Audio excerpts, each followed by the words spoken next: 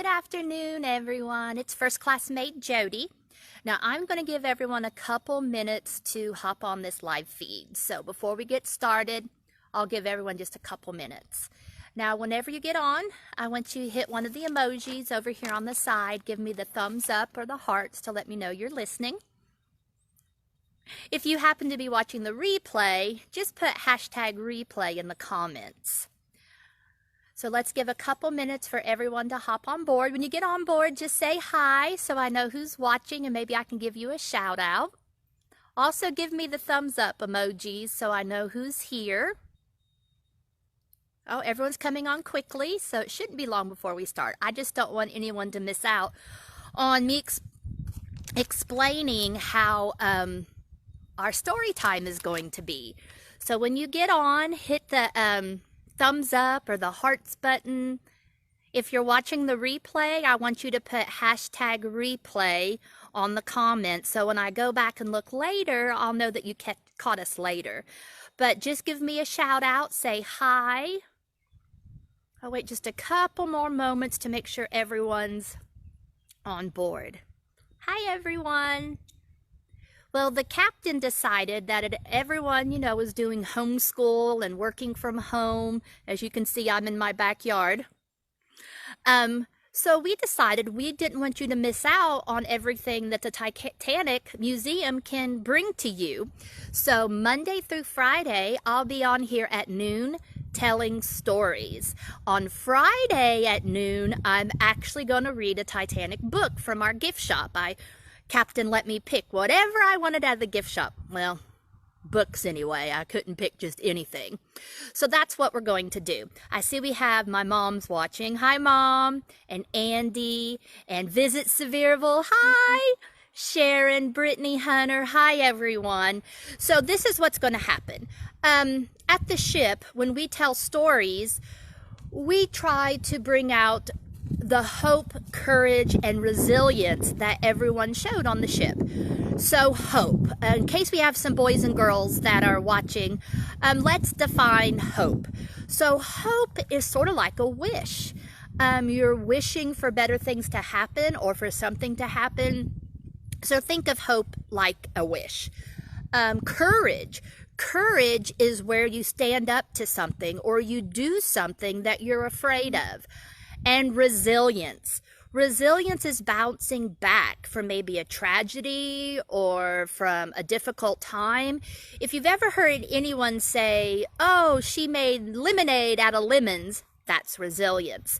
So that's what I want you to listen for as we talk or as I tell the story. So it's hope, courage, and resilience.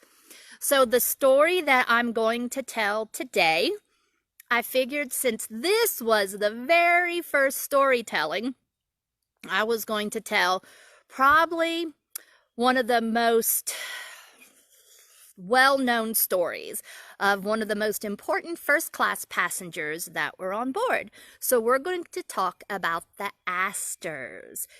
John Jacob Astor and Madeleine Astor, and they are on their honeymoon. There's quite a bit of age difference. He's 47 and she's 18. This was his second marriage. It was quite the scandal. He had divorced his first wife of many years. That in itself was a scandal to get divorced. And he fell in love with a young girl. Now the scandal is she's a year younger than his son.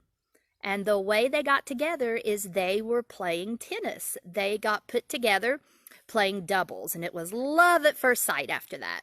They'd been honeymooning all over Europe for a few months. Now, before I get into their Titanic story, whenever I'm out and about, especially talking to teachers, sometimes I'll be at a teacher's conference and I'll have a PE coach or an art teacher or math, and they'll walk by my booth and they'll say, well, Titanic, well, that can't be math, and that can't be gym, and that can't be, it is. So a lot of these passengers are known throughout history, not just for being on the Titanic, but for other things as well. John Jacob Astor is a perfect example. He actually wrote a book called A Journey in Other Worlds. it is a science fiction novel. So if you're looking for something to read, it is still available. So it's called A Journey in Other Worlds by John Jacob Astor IV. He was also an inventor. He invented the bicycle brake, and he invented a type of turbine engine that produced gas from peat moss. So he was very, very, very smart.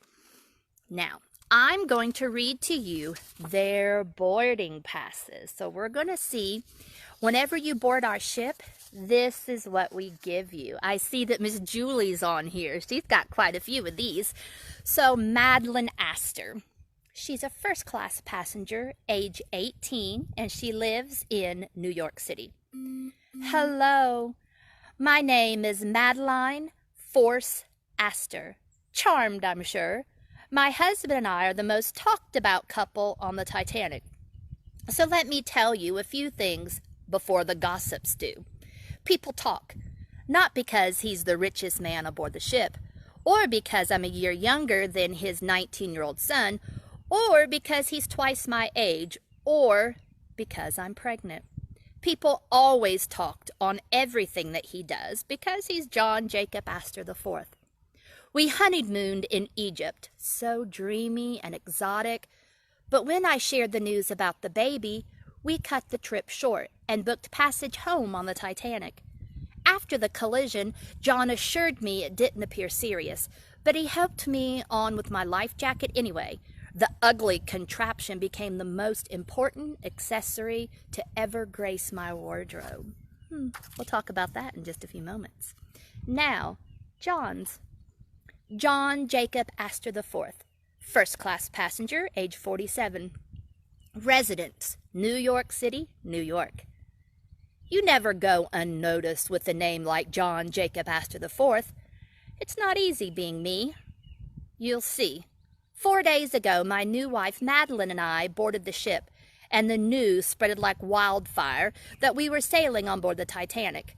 It took just 1 day before I was christened John Jacob Astor, the richest man on board the Titanic. Once again, Madeleine and I were living in a fishbowl, although a magnificent one. We had hoped to leave the clucking and whispering back on shore, but no. Maybe it was that I had divorced my first wife of many years to marry an 18-year-old who was a year younger than my son. I may have been the richest man on board, but I soon discovered my money couldn't buy what I wanted the most. So let's go on the Titanic with the Astors. The night we struck the iceberg, John Jacob Astor took Madeleine to the boat deck. At first, no one believed we were sinking. Someone had started a rumor that we had thrown a propeller, so no one thought it was really important to get into lifeboats at first. So a lot of people were in the gymnasium ordering hot tea and chocolate to keep warm. When John Jacob Astor found out that this was really in dire straits, that he needed to pay attention to the SOS and to everyone getting into lifeboats, he got Madeleine a life jacket. Now, she was really, really scared, and John Jacob Astor actually took a knife and cut open a life jacket, just an extra one, to show her what it was made of, and it was made from cork and linen.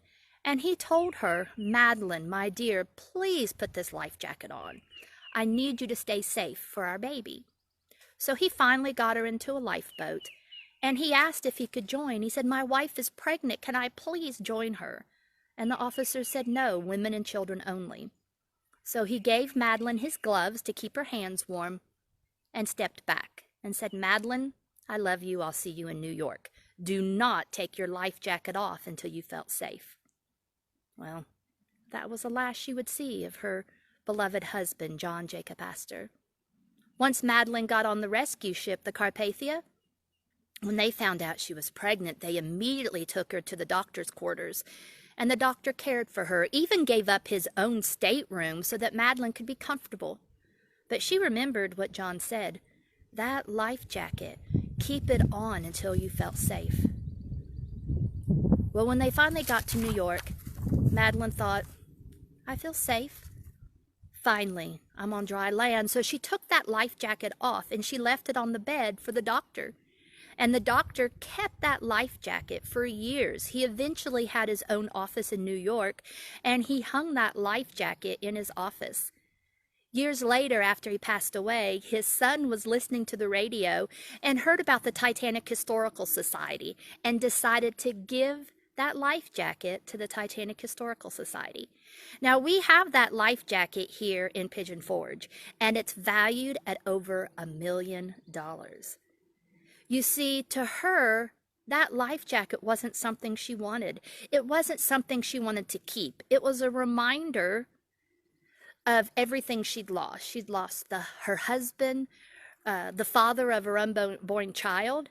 So she took that life jacket off. Now let's think for a moment. Remember the words I gave you at the beginning? Hope, courage, and resilience. Hope. Madeleine Astor hoped that somehow her husband would get in a lifeboat and meet her in New York. She had the courage to get in that lifeboat, not knowing what would happen, not knowing what would become of her husband. And eventually she had resilience to bounce back. She did get remarried, she had a little boy, and she had resilience to bounce back. So those are 3 words that I want you to put in your life. You can find somehow in your life to put these words: hope, courage, and resilience. I know right now you're probably hoping to get back to school. Maybe not to get homework, but to see your friends. I'm sure you miss them. And you have courage. Right now, courage is listening to the rules and not going out and not conjugating, with other people. So that takes courage, because in your heart, you want to go out and you want to see everyone and you want to play with everyone. And resilience. Resilience is what we're all going to have whenever this ordeal is over, and bounce back and realize that life is good. Now, life is good every day, and I want you to remember that. Now, if you are a Titaniac like me, you don't have to be a little boy or a little girl or 5th grade, 6th grade. You could even be in high school. We actually have some things for you to do. So go to our website, TitanicPigeonForge.com. Go to our education button, and there's lots of different things you can do. My favorite is to take a tub of water and take foil and make a boat and then put pennies in them and see if you could sink it. Lots of fun. Now, if you do any projects, I want you to send them to me. Go to our Facebook page and send it to us. We'd love to see them. Now, until next time, I wonder what story I'm going to tell next time. I don't know yet, but I'm sure it'll have hope, courage, and resilience. I love you, everyone. Stay safe. Mwah!